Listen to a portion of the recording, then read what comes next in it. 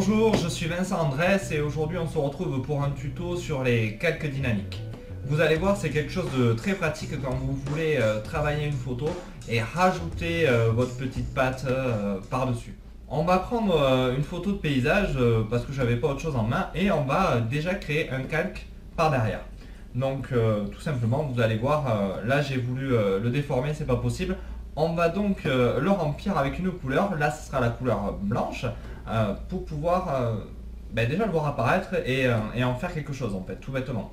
Donc hop, le pot de peinture et on remplit en blanc. Voilà, première étape, toute simple. Et donc on va convertir ce calque en calque dynamique. Donc vous faites un clic droit et vous verrez au milieu convertir en calque dynamique. Là on va cliquer sur T pour en fait activer la transformation, CTRL T, et on va sélectionner là pour le coup la perspective pour essayer de créer une perspective afin que le tuto, que ce que je veux vous montrer dans le tuto soit clair. Donc là vous voyez, je déplace, j'essaie de donner une perspective comme s'il y avait un panneau au milieu de la forêt en présentant Carcassonne en fait, juste pour écrire quelque chose dessus, en fait tout simple. Donc hop, on se sert des petits carrés et on donne une perspective simple, la perspective qu'on veut selon la photo qu'on a à ce calque qui est derrière, qui est un calque dynamique. Donc vous voyez que là j'ai donné un aspect à la photo et comme vous avez pu le voir, j'ai cliqué en fait sur le petit logo qui est en dessous du calque et ça m'a permis d'ouvrir, vous voyez, une deuxième page qui correspond en fait à cette partie que j'ai déformée en perspective. Donc là je vais écrire un texte tout simple qui est fait pour une carte, pour quelque chose qu'on pourrait servir de présentation. Donc vous voyez, j'ai écrit bienvenue dans notre ville. Donc comme vous voyez, j'ai pas colorié le E et j'ai oublié de mettre un S dans dedans.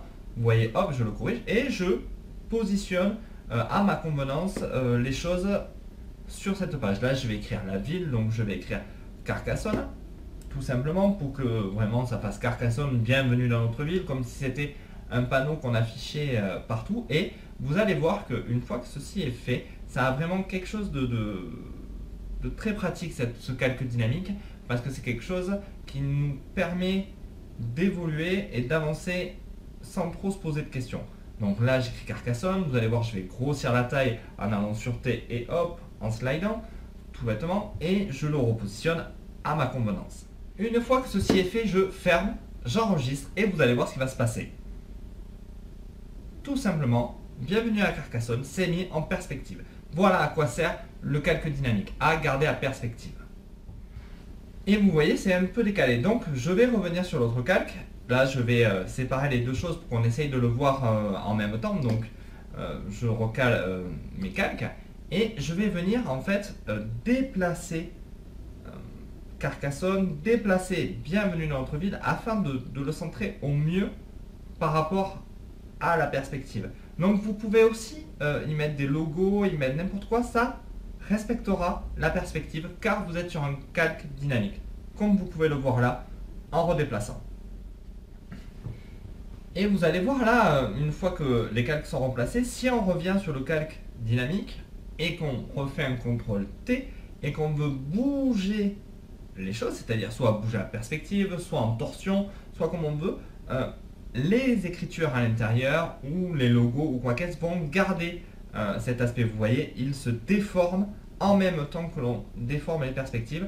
Ça reste pas quelque chose de droit qu'on écrase, vraiment ça épouse et ça suit vraiment la perspective. Donc c'est vraiment quelque chose de très pratique. Comme vous avez pu voir avec ce calque dynamique, ça ne sert pas forcément à la photo que je vous ai montré là. C'était vraiment un support simplement pour pouvoir vous faire cette démonstration. Mais imaginez que vous ayez un client qui ait besoin de voir sur un panneau ce que va donner son logo, son affichette. Il vous transmet son logo, il vous transmet l'endroit où va être mise la photo et il vous demande de faire une maquette. Chose qui est très facile. Par exemple, s'il vous demande de faire la photo et de le mettre en maquette, vous faites la photo du produit, vous prenez un calque dynamique, vous prenez la photo du lieu, vous prenez un calque dynamique, vous le mettez vraiment sur le 3x4 par exemple, et vous pouvez travailler proprement sur quelque chose qui est vraiment carré, et la mise en perspective se fera automatiquement. Et ça, c'est vraiment très pratique pour faire de la démonstration, pour faire des devis, pour faire des tas de choses pour les clients. Et ça peut être aussi pratique en fait quand on veut faire du photomontage. Si vous avez besoin demain de faire une photo où on incruste des choses, c'est vraiment un outil qui est très pratique. Voilà, j'espère que ce tuto a été assez clair pour vous. Je vais vous demander maintenant de faire les 3 actions essentielles pour que la chaîne vive, de mettre un pouce vert si la vidéo vous a plu, de me laisser un commentaire sur la vidéo ou sur vos attentes. N'hésitez pas, je répondrai à tous vos commentaires, et de la partager à un ami à qui ça pourrait intéresser, ou sur les réseaux sociaux, en fait, de partager pour faire vivre la chaîne. Sur ce, maintenant, je vous dis à vos tablettes, amusez-vous, à bientôt. Au revoir.